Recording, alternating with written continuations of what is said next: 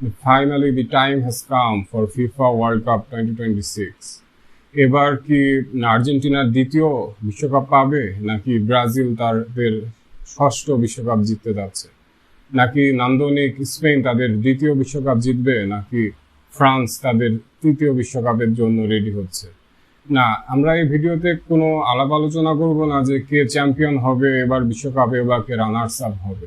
আমরা জাস্ট দেখব যে এই বিশ্বকাপে যে দলগুলো ফেভারিট হিসেবে খেলতে যাচ্ছে তাদের রিসেন্ট পারফরমেন্স কেমন, তাদের উইকনেস বা স্ট্রেংথ কোথায় আছে, তাদের প্রেডিক্টেড স্টার্টিং 11 বা কি হতে পারে, এবং রিসেন্ট পারফরমেন্সই বা কি বলতেছে তারা কতদূর যাবে।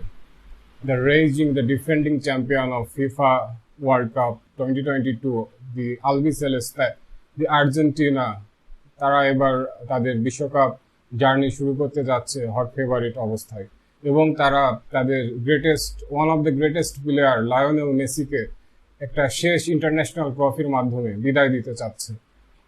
2026 ফিফা ওয়ার্ল্ড কাপ কোয়ালিফিকেশনে কমনওয়েলথ অঞ্চল থেকে প্রথম হয়ে তারা জায়গা করে নিয়েছে in the greatest show on আর্থে। লায়নেল স্কালোনি এর আর্জেন্টিনা লাস্ট 5টা ম্যাচ জিতে বেশ ভালো ছন্দে থেকেই ওয়ার্ল্ড কাপে অংশগ্রহণ করতে যাচ্ছে। বাট এই 5টা ম্যাচ তারা যাদের সাথে খেলেছে এটা নিয়ে অনেক আলোচনা সমালোচনা আছে।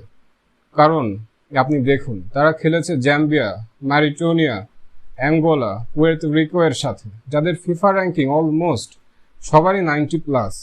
But Argentina being the Argentina, তাদের একজন দি গোট লায়নেল মেসি আছেন, যিনি কিনা এই হোস্টিং নেশন ইউএসএ এর অন্যতম বড় ক্লাব ইন্টার মায়ামি এর হয়ে সিজনে 12টা গোল এবং 8টা অ্যাসিস্ট করেছেন জাস্ট 14টা MLS ম্যাচে। মেসিকে ঘিরে এবারও আর্জেন্টিনা এর লাইন আপ বিল্ড আপ হবে, বাট আমার মনে হয় গ্রুপ স্টেজের ম্যাচগুলোতে হার্ডলি দেখা যাবে দি লিটল ম্যাজিশিয়ানকে।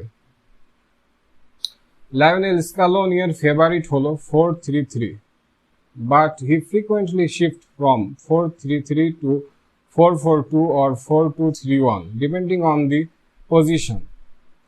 চলুন এবার দেখে নিই আমরা এই 4-3-3 পজিশনে আর্জেন্টিনার কোন প্লেয়ারগুলো স্টার্ট করতে পারে বা স্টার্টিং 11-এ থাকতে পারে। এবার আর্জেন্টিনার যে স্কোয়াড তারা দিয়েছেন, এখানে মোটামুটি এক্সপেক্টেড ভাবে যাদেরকে আমরা আশা করছিলাম যে দেখব, ম্যাক্সিমাম প্লেয়ারই অংশগ্রহণ করেছেন। তো আমার যেটা মনে হয় যে গোলকিপিং পজিশনে এমিলিয়ানো মার্টিনেজ অবশ্যই স্টার্ট করবেন, কারণ অ্যাস্টন ভিলার হয়ে তিনি সাম্প্রতিক ইউএফএ ইউরোপা লিগ জিতেছেন এবং খুবই ভালো ফর্মে আছে। এবং ডিফেন্সে ন্যাহুয়েল মোলিনা, ওটামেন্ডি, রোমেরো, ট্যাগলাফিকো মোটামুটি কনফার্ম। বাট এখানে লাস্ট সিজনে বোর্নমাউথের মার্কো সেনেসি খুবই ভালো পারফরমেন্স করছে। তাছাড়া ইউনাইটেডের লিসান্দ্রো মার্টিনেজও এখানে রোটেট অবস্থায় খেলতে পারে। এবং মিডফিল্ডে মোটামুটি ম্যাকঅ্যালিস্টার এবং এনজো ফার্নান্দেজ কনফার্ম। এবং থার্ড পজিশনের জন্য ডি পল অথবা প্যারাডেসকে হয়তো স্কেলোনি রোটেট করে খেলাতে পারে। এবং ফাইনাল ফরওয়ার্ড লাইন আপ যদি আমরা দেখি, এখানে বেশ কিছু প্লেয়ার নতুন এবং ইয়ং আছে, যেমন থিয়েগো আলমাডা আছে অ্যাথলেটিকো মাদ্রিদের, যিনি এই সিজনে 3টা গোল এবং 1টা অ্যাসিস্ট করেছেন। এছাড়া কোমোর যে নিকো পাজ আছে, যিনি কোমোর এই রেকর্ড সিজনে সিরিয়াতে কোমো 4th হয়ে শেষ করেছে, যেখানে নিকো পাজের কন্ট্রিবিউশন ছিল হিউজ। তিনি 12টা গোল করছে এবং 6টা অ্যাসিস্ট করেছে। এছাড়া হুলিয়ান আলভারেজ আছে, যার কথা না বললেই নয়। ম্যানচেস্টার সিটি থেকে অ্যাথলেটিকো মাদ্রিদে যাওয়ার পরে তার পারফরমেন্স গ্রাফটা কিন্তু শুধু ঊর্ধ্বমুখী আছে। এই সিজনেও সে অলরেডি 20টা গোল এবং 9টা অ্যাসিস্ট করেছে। এছাড়া লাউটারো মার্টিনেজ আছেন, যিনি সিরিয়ার এবার টপ স্কোরার উইথ 17 গোলস। এবং অবশ্যই the little magician, the Lionel Messi will be there for hunting his second world cup. এবার ওয়ার্ল্ড কাপের অন্যতম ফেভারিট ধরা হচ্ছে 2018 ওয়ার্ল্ড কাপের চ্যাম্পিয়ন দ্য মাইটি ফ্রান্সকে। কেন নয়? কারণ তাদের হাতে আছে কিলিয়ান এমবাপে, ওসমান ডেম্বেলে থেকে শুরু করে রায়ান চেরকি বা হালের বায়ার্ন মিউনশেনের মিকেল ওলিসে। তারা তাদের লাইফে দুর্দান্ত ফর্মে আছেন। বাট আনএক্সপেক্টেডলি তারা লাস্ট নাইটে they have lost against Ivory Coast 2-1। That is not what we expected from them. But we have to remember that আর্জেন্টিনাও কিন্তু 2022 ওয়ার্ল্ড কাপের স্টার্টিং ম্যাচে সৌদি আরবিয়ার কাছে হেরে গেছিল এবং পরে কি হয়েছিল সেটা আমরা সবাই জানি। চলুন দেখে নিই তারা লাস্ট 5 ম্যাচে কাদের সাথে খেলেছে এবং তাদের প্রেডিক্টেড লাইন আপ কি হতে পারে। তো গত রাতে আইভরি কোস্টের কাছে 2-1 গোলে ফ্রান্স হারছে, বাট সেখানে রায়ান চেরকি একটা দুর্দান্ত সোলো গোল করছে। এবং আমরা যদি আরও দেখি তারা কিন্তু ম্যাক্সিমাম সবগুলো ম্যাচেই জিতছে। কলম্বিয়ার সাথে 3-1 গোলে জিতছে, ব্রাজিলের সাথে 2-1 গোলে, আজারবাইজানের সাথে 3-1 গোলে, ইউক্রেনকে 4-0 গোলে হারায় দিছে। তারা যাদের সাথে খেলছে তারা কিন্তু কোনোভাবেই ছোট টিম না, তারা মোটামুটি সবাই ওয়ার্ল্ড ফুটবলে well established team. But they have their concern also. Hugo Ekitike, যে কিনা লিভারপুলের হয়ে দুর্দান্ত মৌসুম কাটিয়েছে, এবং আর্সেনালের উইলিয়াম সেলিবা, যেও আর্সেনালকে তাদের প্রথম প্রিমিয়ার লিগ জিতাতে অনেক সাহায্য করেছে রিসেন্ট ইয়ার্সে। প্রায় অলমোস্ট 20 বছর পরে তারা প্রিমিয়ার লিগের চ্যাম্পিয়নশিপ জিতল। তো দিদিয়ের দেশমস ইউজুয়ালি প্রেফার করে 4-2-3-1 ফরমেশনে, যেখানে গোলকিপার হিসেবে মাইক মাইগান মোটামুটি কনফার্ম। এছাড়া আছে পরীক্ষিত কিছু ডিফেন্ডার, থিও হার্নান্দেস থেকে শুরু করে জুলস কুন্দে, বা সেন্টার ব্যাকে উপামেকানো বা ইব্রাহিমা কোনাতে, এবং ক্রিস্টাল প্যালেসের হয়ে একটা ভালো সিজন কাটিয়েছে ল্যাক্রো এবং কোনাতে। আমার কাছে মনে হয় তারা রোটেট হিসেবে খেলবে। এবং মিডফিল্ডে আছে 2জন অভিজ্ঞিত প্লেয়ার, কান্তে এবং র্যাবিওট। এর সাথে আছে রিয়াল মাদ্রিদের শুয়ামেনি বা পিএসজির জায়ার এমরে। এবং অ্যাটাকিং লাইন আপের কথা না বললেই নয়, যেটা ফ্রান্সের সবচেয়ে স্ট্রং সাইড। এখানে আছে মিকেল ওলিসে, বায়ার্ন মিউনিখের হয়ে সে এই সিজনে 22টা গোল এবং 26টা অ্যাসিস্ট করেছে।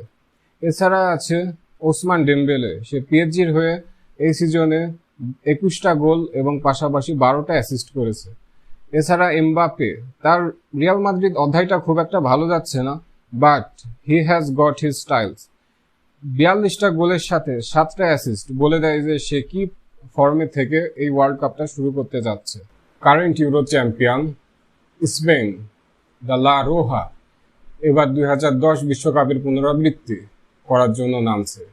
With Lamine Yamal in their side, they are gonna win it all. Last 9 ম্যাচে আনবিটেন থেকে ওয়ার্ল্ড কাপ শুরু করতে যাচ্ছে তারা। তাদের সফল coach de la Fuente prefer to play in 4-3-3 formation like আর্জেন্টিনায় লায়নেল স্ক্যালোনি। এই ফরমেশনে গোলকিপার পজিশনে ডেভিড রায়া ইজ আনপ্রেডিক্টেবল। আর্সেনালের হয়ে সে দুর্দান্ত একটা মৌসুম কাটিয়েছেন। এছাড়া আছে Marco Cucurella, Aymeric Laporte, Mosquera, Pablo Cubarsi এবং পেদ্রো পোড়োর টটেনহাম যদিও এই সিজনে খুব একটা ভালো করেনি, but he was sensational. With Marco কুবার্সিও, পাবলো কুবার্সিও কিন্তু বার্সেলোনার হয়ে দুর্দান্ত একটা সিজন কাটিয়েছে। এবং মিডে আছে যথারীতি ব্যালন ডিওর উইনার রদ্রি, এবং বার্সেলোনা থেকে পেদ্রি, এবং পিএসজির ফ্যাবিয়ান রুইজ। এবং অ্যাটাকিং লাইন আপে আছেন Nico Williams, Oyarzabal and with Lamine Yamal.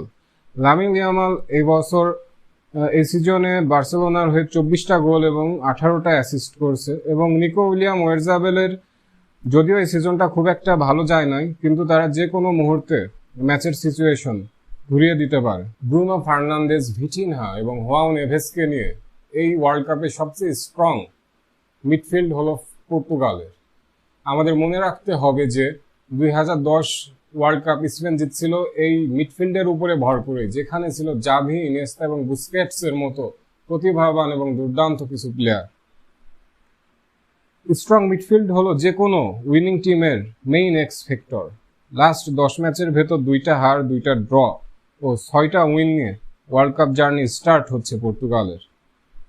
4-3-3 ফরমেশনে তাদের রেগুলার দেখা যায়, যেখানে গোলকিপার পজিশনে রুই কোস্তা মোটামুটি কনফার্ম।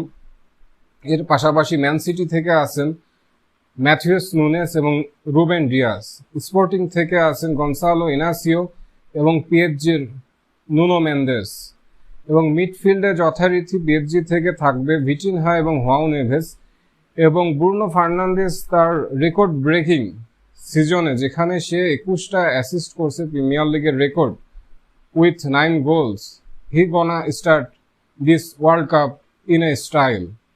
এবং ফরওয়ার্ড লাইন আপের দিকে যদি আমরা দেখি, সেখানে স্বাভাবিকভাবেই the GOAT, the Cristiano Ronaldo is gonna deliver his all to win the FIFA world cup. এছাড়া স্ট্রাইকিং পজিশনে, ফরওয়ার্ডিং পজিশনে আমরা দেখতে পারি এসি মিলানের রাফায়েল লিয়াও এবং ইউভেন্টাসের কনসেনসাওকে। রাফায়েল লিয়াও এবং কনসেনসাওয়ের যদিও এই মৌসুমটা খুব একটা ভালো যায় নাই, কিন্তু তারা যে কোনো মুহূর্তে ম্যাচের গতি প্রকৃতি চেঞ্জ করে দিতে পারে। With Don Carlo in their side, the Brazilian, the Seleção are going to complete their Hexa mission. Don Carlo is very famous for his success in the knockout stages. He has nothing to prove after what he have received with Real Madrid and AC Milan. But recent ম্যাচগুলো কি বার্তা দিচ্ছে? Panama বা Croatia এর বিপক্ষে যেমন বড় জয় পেয়েছে, ঠিক তেমনই জাপান এবং ফ্রান্সের কাছে কিন্তু তাদের হারতে হয়েছে। In starting 11, Alisson gonna start as a goalkeeper, number 1 goalkeeper, and in the defence Wesley, Marquinhos, Gabriel, Douglas Santos বা অ্যালেক্সান্দ্রো গোনা স্টার্ট দিস। এবং মিডফিল্ডে আছে ক্যাসিমিরো এবং নিউক্যাসেলের ব্রুনো গিমেরেস। তারা দুইজনই এই সিজনে প্রিমিয়ার লিগে দুর্দান্ত পারফরমেন্স করেছে। এছাড়া অ্যাটাকিং লাইন আপে আছে রাফিনহা, যে এই সিজনে 16টা গোলের পাশাপাশি 5টা অ্যাসিস্ট করেছে এবং ম্যান ইউনাইটেডের রিসেন্ট সাকসেসের পিছনে অন্যতম কান্ডারি মার্কোস কুনহা, যে এই সিজনে 10টা গোল এবং 4টা অ্যাসিস্ট করেছে, এবং রিয়াল মাদ্রিদের ভিনিসিয়াস জুনিয়র, যে এই সিজনে 22টা গোলের পাশাপাশি 14 অ্যাসিস্ট করেছে। আপনারা হয়তো ভাবতে পারেন নেইমার জুনিয়রের কথা কেন বললাম না। দেখুন, তার বয়স এবং ফর্ম দুইটাই পড়তির দিকে। যদিও ব্রাজিলের প্রেসিডেন্ট এবং দর্শকদের চাপে ডন কার্লো তাকে স্কোয়াডে অন্তর্ভুক্ত করতে একরকম বাধ্যই হয়েছে, but I don't think so he gonna start every match in the world cup. He can rotate with Martinelli and Endrick in the forward line up. তো দর্শক, আপনাদের কেমন লাগলো ভিডিওটি? ভুলবেন না আপনাদের মূল্যবান মতামত দিতে আমাদের কমেন্ট সেকশনে, যে এবার ফিফা 2026 ফুটবল বিশ্বকাপ কোন দলের হাতে উঠতে যাচ্ছে। ধন্যবাদ।